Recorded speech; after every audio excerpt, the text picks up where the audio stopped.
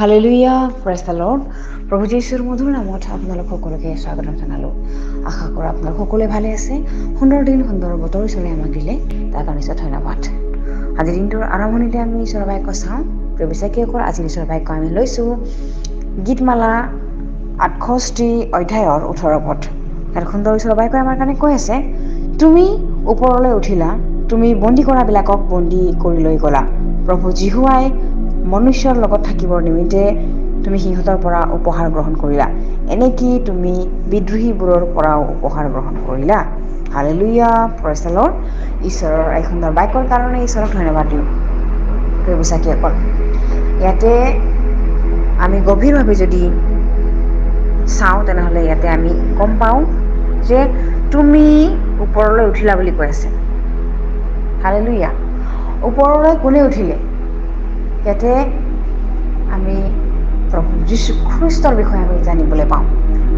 ওপৰলৈ কোনে উঠিলে? যীশুখ্ৰীষ্টই উঠিলে, যিটো মৰা মানুহৰ প্ৰথম জাতটো তেওঁ শৰীৰে সৈতে উঠিলে। হালেলুয়া। কোনেও মৰি পেলাই 3 দিনত জি উঠি তেওঁ শৰীৰে সৈতে উঠি যোৱা প্ৰথম জাত যীশুখ্ৰীষ্ট হয়। সেইকাৰণে ইয়াতে কৈ আছে যে তুমি বন্দী কৰাবিলাকক বন্দী কৰি লৈ গলা। হালেলুয়া।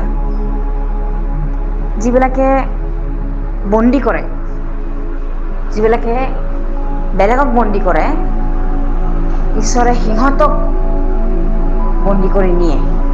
হালেলুয়া। সেইকাৰণে আমি যেনেকৈ ৰুম তেনেকৈ আমি দাম। আমি যিটো গুটিটো ৰুইছোঁ, সিঁচিছোঁ, সেই গুটিয়েই ফল আমি খাবলৈ পাম। ঠিক তেনেকৈ বন্দী কৰাবিলাকক ঈশ্বৰে বন্দী কৰি লৈ যায়। প্ৰভু যীশুৱাই মনুষ্যৰ লগত থাকিবৰ নিমিত্তে তুমি সিহঁতৰ পৰা উপহাৰ গ্ৰহণ কৰিলা বুলি কৈছে।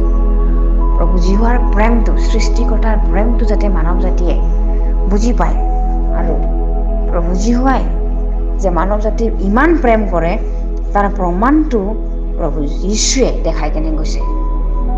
তেওঁৱে মানুহৰ পৰা উপহাৰ হওক, সন্মান হওক, মৰম হওক, তেওঁৱে প্ৰভু যীশুৱাৰ লগত আমি যাতে সম্বন্ধ ৰাখিব পাৰোঁ, আমি যাতে প্ৰভু যীশুৰ নামত স্বৰ্গৰ ৰাজ্যত যাতে পাওঁ, আমি যাতে প্ৰভু যীশুৱাৰ সন্মুখে থাকিব পাৰোঁ, তাৰ কাৰণে প্ৰভু যীশুৱে জগতত আহি মানৱ জাতিৰ মাজত তেওঁ থাকিলে, বাস কৰিলে, আৰু মানৱ জাতিৰ যেনেকুৱা আদৰ, সন্মান, মৰম তেওঁ গ্ৰহণ কৰিলে। এইটোৱে ইয়াতে আমাক বাক্যই কৈ আছে। এনেকৈ তুমি বিদ্ৰোহীবোৰৰ পৰাও উপহাৰ গ্ৰহণ কৰিলা বুলি কৈছে। তেওঁ মানৱ জাতিৰ মাজত শাৰীৰিক হিচাপে তেওঁ থাকিলে, যাতে ঈশ্বৰৰ প্ৰেমটো তেওঁ দেখাবৰ কাৰণে, ঈশ্বৰনো কেনেকুৱা, পিতৃ ঈশ্বৰেনো কেনেকুৱা প্ৰেম কৰে, সেইটো দেখাবৰ কাৰণে তেওঁ বিদ্ৰোহীবিলাকৰ পৰাও তেওঁ গ্ৰহণ কৰিলে উপহাৰবিলাক।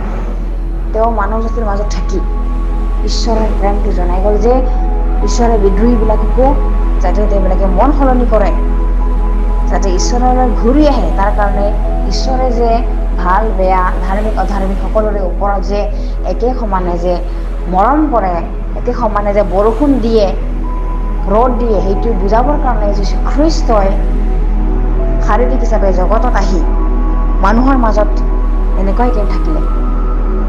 তেওঁ পাপীবিলাকৰ লগত থাকিলে, বহিলে, ঈশ্বৰৰ কথা মন পালন কৰিবৰ কাৰণে তেওঁলোকে ঈশ্বৰৰ কথা যাতে জানে, সেইকাৰণে ঈশ্বৰে বিদ্ৰোহীবিলাকৰ লগতো তেওঁ থাকিছিলে। কিয়নো পাপী কাৰণেহে যীশুখ্ৰীষ্ট আহিলে। প্ৰিয় বিশ্বাসীসকল, তেওঁৱেই প্ৰথম জাত হয় যিটো শাৰীৰিক শৰীৰে সৈতে তেওঁ ওপৰলৈ উঠিলে, আৰু ঈশ্বৰৰ প্ৰেমটো তেওঁ দেখাই গ'ল। ঈশ্বৰ, সৃষ্টিকৰ্তা ঈশ্বৰ যে আমাৰ লগত আছে, তাৰ প্ৰমাণ প্ৰভু যীশুৱে দেখাই কেনে গৈছে। আৰু আমি যেনেকৈ থাকি খোৱা লোৱা কৰি মানৱ মাংস অৱস্থাত, ঠিক তেনেকৈ যীশুখ্ৰীষ্ট আমাৰ লগত থাকি গ'ল শৰীৰে সৈতে। আমেন। প্ৰভু বিশ্বাসীসকল, মই বিশ্বাস কৰোঁ বাক্যৰ যোগেৰে আপোনালোকে সকলোৱে আশীৰ্বাদ প্ৰাপ্ত হৈছে বুলি। সেইকাৰণে আমিও ঈশ্বৰৰ বাক্যই আমাক কৈছে যে তোমালোকে জগতৰ পৰা পৃথক হ'লা। হালেলুয়া। পৃথক হ'লা বুলি ঈশ্বৰে যে আমাক জগতৰ মানুহবিলাকত কৰি ভাল জেগাত যে ৰাখিছে, সেইটো নহয়। আমি আমাৰ ওচৰ চুবুৰীয়া, আমি আমাৰ কিমানবিলাক বংশগত আছে যিবিলাকে খ্ৰীষ্টক নাজানে, এইবিলাকৰ মাজতো আমি থাকিব লাগিব। সিহঁতক আমি ঈশ্বৰৰ প্ৰেমটো দেখাব লাগিব। যেনেকৈ যীশুখ্ৰীষ্টই জগতত যিমান মানুহে তেওঁক ঠাট্টা নিন্দা কৰিলেও তেওঁ ঈশ্বৰৰ প্ৰেমটোহে দেখাই গৈছে। ঠিক তেনেকৈ আমিও খ্ৰীষ্টক গ্ৰহণ কৰাৰ পাছত আমিও নিজৰ ফেমিলিক আমি কেনেকৈ এৰিব পাৰোঁ, বা ঈশ্বৰক নাজানা মানুহবিলাকৰ মাজত আমি কেনেকৈ থাকিম। আমি থাকিম যে ঈশ্বৰৰ প্ৰেমটো কেনেকুৱা হয় সেইটো দেখাব লাগিব। আমি ব্যৱহাৰ, আমাৰ কথা বতৰা, আমাৰ সকলোবিলাকত যাতে যীশুহে দেখা পায়। তাৰ কাৰণে বাক্যই কৈ আছে যে বিদ্ৰোহীবিলাকৰ পৰা তেওঁ উপহাৰ গ্ৰহণ কৰিলে বুলি লিখা আছে। আমি সকলোৰে লগত মিলি থাকিব লাগিব, কিন্তু আমি মিলি যাব নালাগিব।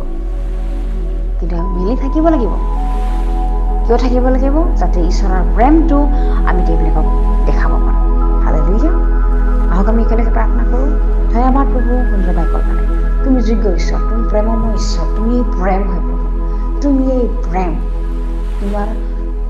তোমাৰ প্ৰেম যিটো তুমি দান কৰিলা, তোমাৰ যিটো প্ৰেমৰ স্বভাৱ হয় প্ৰভু, এইটো সকলোৰে ওপৰতে তুমি ঢালিলা প্ৰভু যীশুৰ যোগেৰে।